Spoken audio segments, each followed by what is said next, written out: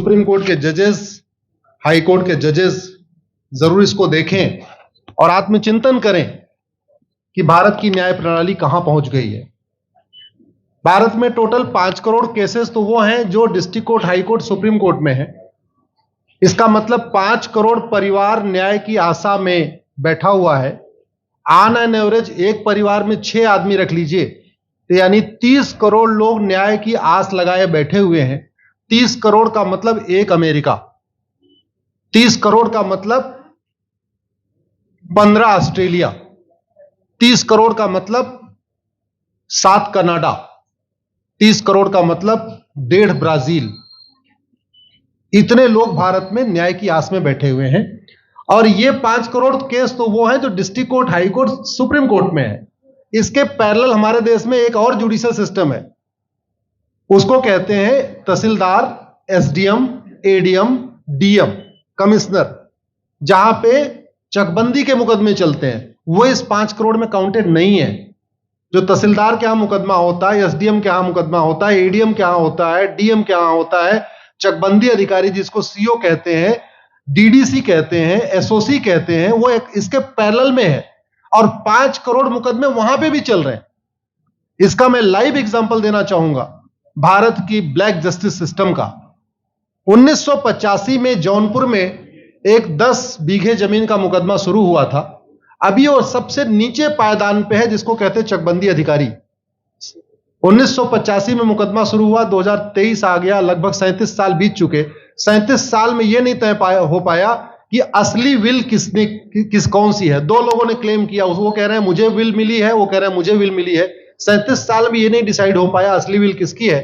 अगर मान लीजिए आज डिसाइड हो जाए तो सीओ के बाद एसओसी, एसओसी के बाद डीडीसी, डीडीसी के बाद हाई कोर्ट, हाई कोर्ट के बाद सुप्रीम कोर्ट, यानी अभी 35 साल और लगेगा, 70 साल लगेगा। सेकंड जनरेशन मुकदमा लड़ रही है, ऑलरेडी सेकंड जनरेशन मुकदमा लड़ रही है। और इसी स्पीड से काम हुआ तो मुझे लगता है 3rd जनरेशन आके मुकदमा जाके तब जाके सुप्रीम कोर्ट पहुंचेगा। दूसरा एग्जांपल, एक ग्लेरिंग एग्जांपल आपको देता हूं। 1971 के वॉर में पाकिस्तान में बम फेंकने वाले, पाकिस्तान के फौजियों के बहुत सारे बैंकर तोड़ने वाले एक कर्नल कबोत्रा है, पंचकुला में रहते हैं। दुश्मनों को उन्होंने दांत तोड़ दिए। आज 2000 से उनके मकान पे किसी ने कब्जा किया हुआ है। 2023 आ चुका है, 23 साल में वो अपने मकान को नहीं छुड़ा पाए। अभी मामला पंचकुला की डिस्ट्रिक्ट कोर्ट में है, उसके बाद चंडीगढ़ हाई कोर्ट जाएगा, फिर सुप्रीम कोर्ट जाएगा। तो 23 साल में वो सबसे नीचे पायदान पे है।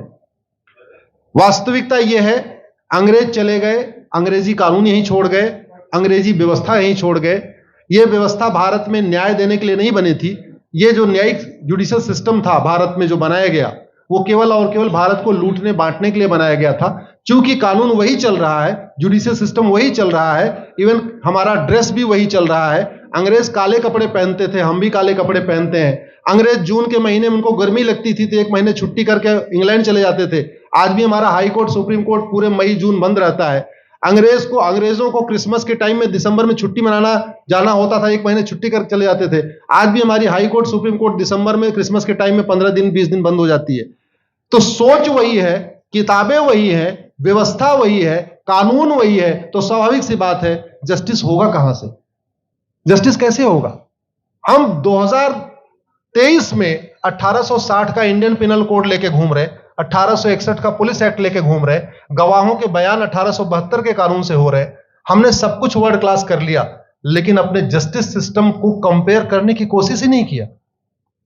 जितने में एक एयरपोर्ट बनता है, एक एयरपोर्ट बनाने में 25,000 करोड़ की लागत आती है। अगर हमारी सरकारों ने एक एयरपोर्ट की कीमत जुडिशियल सिस्टम पे खर्च कर दिया होता तो हमारी न्यायिक व्यवस्था अच्छी हो गई होती।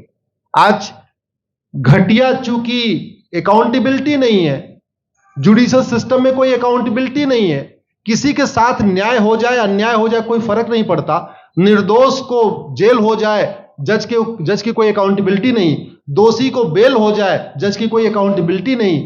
लाखों लाख लोग जेल में सड़ रहे हैं, लाखों धोखेबाज भ्रष्टाचारी बाहर घूम रहे हैं। मूल कारण है ब्लैक जस्टिस सिस्टम। आपने बहुत अच्छा, आपने इस पे वेब सीरीज बनाया है और इस देश में world class airport, world class highway, world class shopping mall, सब कुछ वर्ल्ड क्लास बना लिया।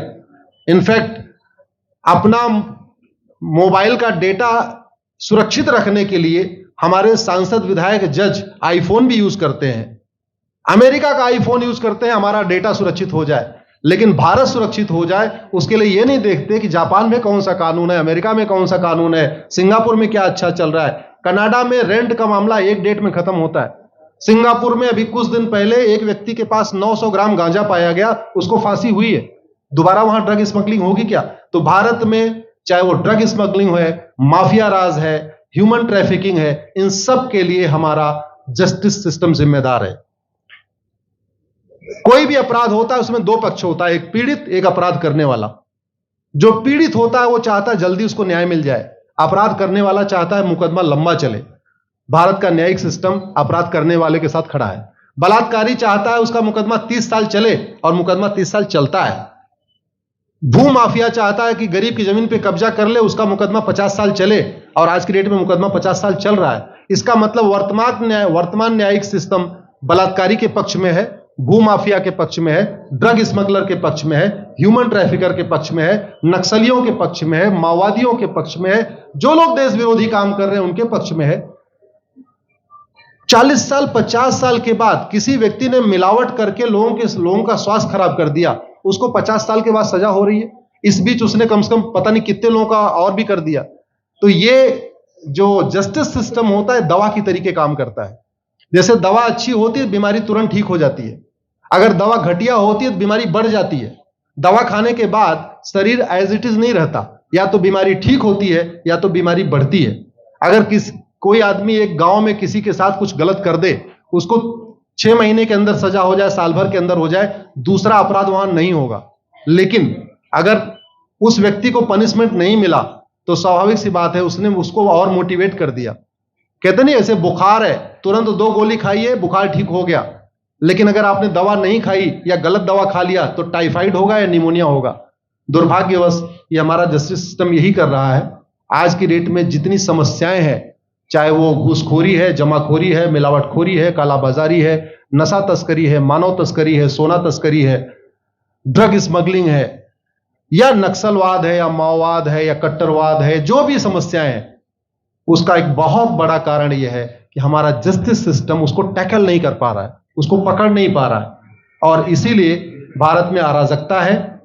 मैं तो इतने जानता हूं, ऐसी कोई बीमारी नहीं जिसकी कोई दवाई नहीं, ऐसी कोई समस्या नहीं जिसका कोई समाधान नहीं। हम हर चीज के लिए बाहर से चीजें खरीदते हैं, तो हम ये क्यों नहीं देख रहे हैं कि आखिर चाइना का जस्टिस सिस्टम कैसा है, सिंगापुर का कैसा है, कनाडा का कैसा है, फ्रांस का कैसा है और अमेरिका का कैसा है। हम क्यों नहीं बेस्ट प्रैक्टिसेस उनकी अडॉप्ट कर लेते।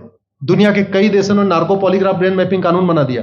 मेरी बहन दीपिका नारायण बैठी हुई है, ये लगातार फॉल्स केसेस के खिलाफ, इनको मैं देखता रहता हूं, एक्टिव रहती है। एक कानून बन जाए नार्को पॉलीग्राफ ब्रेन मैपिंग और कंप्लेन पे अंडरटेकिंग ले लिया जाए कि जो कुछ मैं शिकायत कर रहा हूं इसके लिए मैं अपना नार्को पॉलीग्राफ ब्रेन मैपिंग कराने के लिए तैयार हूं, हजारों की संख्या में फेक केसेस खुद ही खत्म हो जाएंगे। आज की डेट में लोग जुडिशरी की लापरवाही के साथ साथ फर्जी केस से परेशान है, फर्जी गवाही से परेशान है, फर्जी एफआईआर से परेशान है, हजारों परिवार परेशान है। कई बार देखा गया कि जो फैमिली के केसेस होते हैं उसमें कितने सारे फेक केसेस भी आ रहे हैं। तो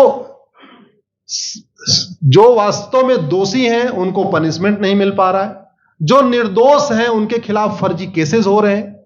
आज की डेट में गांव में एक दबंग अगर जमीन कब्जा कर लेता है, किसी की हिम्मत नहीं पड़ती उसके खिलाफ कोई गवाही दे दे। लोगों को अपनी जमीन छुड़ाने में 30-30 साल लड़ना पड़ रहा है, 35 साल लड़ना पड़ रहा है। अगर 30 साल 35 साल के बाद कक्कड़ जी उसको अपनी जमीन मिल भी गई तो उसके साथ न्याय कहां हुआ? 35 साल में उसका टाइम बर्बाद हो गया, 35 साल में उसका पैसा बर्बाद हो गया, 35 साल वो मेंटल ट्रॉमा में रहा, 35 साल उसने तारीख पे तारीख झेली है। और मैं तो डिस्ट्रिक्ट कोर्ट में कई बार जाके देखा, ऐसे परिवारों को देखता हूं जिनके पास बस से आने के लिए पैसा नहीं है, साइकिल से आते हैं। ऐसे परिवारों को देखता हूं जो चाय नहीं पी सकते अपने पैसे से, बेचारे घर से रोटी बांध के और अचार लेके आते हैं, लेकिन वहां मजबूरी में वकील को पैसा देते हैं। तो हमारी कोर्ट कचहरी वास्तव में दलाली का अड्डा बन गया है, हमारी कोर्ट कचहरी भ्रष्टाचार का अड्डा बन गया है। और मैं दुख के साथ कहना चाहूंगा, अदालतों में न्याय हो नहीं रहा है, बल्कि न्याय बिक रहा है। जिनके पास पैसा है, वो कि उन्होंने कितना बड़ा क्राइम किया हो, मर्डर किया हो, रेप किया हो, उनको जमानत हो रही है, और जिनके पास नहीं है वो बेचारे जेल में सड़ रहे हैं। कई बार तो देखा गया, मैंने मेरे मर्डर किया एक्स अनंत सिंह ने, लेकिन एक्स अनंत सिंह बाहुबली थे, उन्होंने थानेदार को 20 लाख रुपए दिया, वो वाई अनंत सिंह को लेकर जेल में डाल दिया, नाम वही है। अब उसके बाद क्या हुआ, 20 साल मुकदमा चला और फिर सबूत के अभाव में छूट गया। तो जिसने मर्डर किया वो तो कभी जेल गया ही नहीं, एक निर्दोष जेल गया, 10-20 साल के बाद उसने अपना जमीन बेचा, सब कुछ किया, मां बाप सब कुछ तबाह हो गए, फिर वो सबूत के अभाव में छूट रहा है। तो सबूत के अभाव में अगर 20 साल के बाद छूट भी गया हो, उसका 20 साल कौन लौटाएगा? उसके 20 साल के लिए कौन जिम्मेदार है? उसके 20 साल जो बर्बाद हुआ, उसके लिए संविधान की शपथ लेने वाले जिम्मेदार हैं। संविधान के प्रियम्बल में लिखा है, हम आपको जस्टिस देंगे, हम आपको न्याय देंगे। न्याय देने की जिम्मेदारी किसकी? जिन्होंने शपथ लिया। शपथ कौन लेते हैं? जजेस लेते हैं, सांसद, विधायक, मंत्री लेते हैं। तो आज की डेट में अगर लोगों को न्याय नहीं मिल रहा है, तो इसके लिए वही जिम्मेदार हैं जो संविधान की शपथ लेते हैं। संविधान की शपथ लेने वालों को वेतन, भत्ता, गाड़ी, बंगला इसीलिए मिलता है कि लोगों को न्याय मिल सके, फास्ट जस्टिस मिले, कंप्लीट जस्टिस मिले। अनफॉर्चुनेटली कंप्लीट जस्टिस मिलने में तो 50-60 साल लग जाता है, फास्ट जस्टिस तो सपना हो गया है। इसलिए आज आपने जो ये वेब सीरीज बनाई है, मैं आपको धन्यवाद देता हूं। एक ऐसे विषय पे जिस पे कोई टच नहीं करता, लेकिन जिससे करोड़ों लोग पीड़ित हैं। मैंने कहा ना, 5 करोड़ लोग सीधे district court, high court, supreme court के केसेस से पीड़ित हैं, और 5 करोड़ मुकदमे एसओसी, डीडीसी, तहसीलदार के यहां चल रहा है। तो अगर 5 करोड़ से 30 करोड़ लोग इधर पीड़ित हैं, तो उधर भी पीड़ित है। वास्तव में बहुत बड़ी संख्या भारत में इसी से पीड़ित है, और अपराध, भ्रष्टाचार और जितनी भी अराजकता चल रही है, उसका मूल कारण भी यही है। जस्टिस सिस्टम अच्छा हो जाए, कानून सख्त हो जाए, कानून का खौफ पैदा हो जाए, न्यायपालिका का खौफ पैदा हो जाए, और ये थाने जो दलाली के अड्डे बन गए हैं, तहसील जो दलाली का अड्डा बन गया है, डिस्ट्रिक्ट कोर्ट जो कमीशन खोरी का अड्डा बन गया है, अगर इस पे कंट्रोल हो जाए तो वास्तव में भारत में फिर से राम राज्य आ सकता है। अगर जुडिशियल सिस्टम अच्छा हो जाए, तो जो राम राज्य की कल्पना है, धर्म की जय हो, अधर्म का नाश हो, प्राणियों में सद्भावना हो, विश्व का कल्याण हो, मुझे लगता है उसको फिर से जीवित किया जा सकता है। भारत केवल लोग डायबिटीज से नहीं पीड़ित हैं, बल्कि हमारी व्यवस्था को डायबिटीज हो चुका है। यही निवेदन करता हूं, इस वेब सीरीज को ज्यादा से ज्यादा देखें, और खास तौर पे अगर आपके जानने वाले कोई जज हैं, कोई आईएएस हैं, कोई आईपीएस हैं, मंत्री, सांसद, विधायक हैं, उनको भी एक बार फोन करके, व्हाट्सएप करके एक बार कहिए कि वो भी इसको जरूर देखें, क्योंकि अल्टीमेटली न्यायिक व्यवस्था बदलने की जिम्मेदारी उन्हीं की है जिनको वेतन, भत्ता, गाड़ी, बंगला, free air ticket, free rail ticket और वीआईपी व्यवस्था मिलती है। ये व्यवस्था उन्हीं को बदलनी है। जय हिंद, धन्यवाद।